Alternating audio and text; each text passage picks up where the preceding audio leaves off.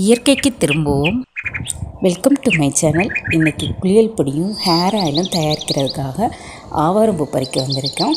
நாங்கள் தயார் பண்ணுற எல்லா பொருளுமே 100% ஹெர்பல் தான். நீங்கள் நம்பி வாங்கலாம்.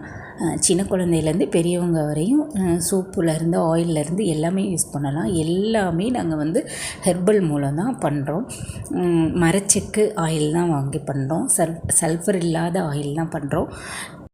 இதே மாதிரி நீங்களும் இயற்கை பொருள்களை பயன்படுத்துங்க. வேணுங்கிறவங்க எனக்கு கால் பண்ணுங்கள்.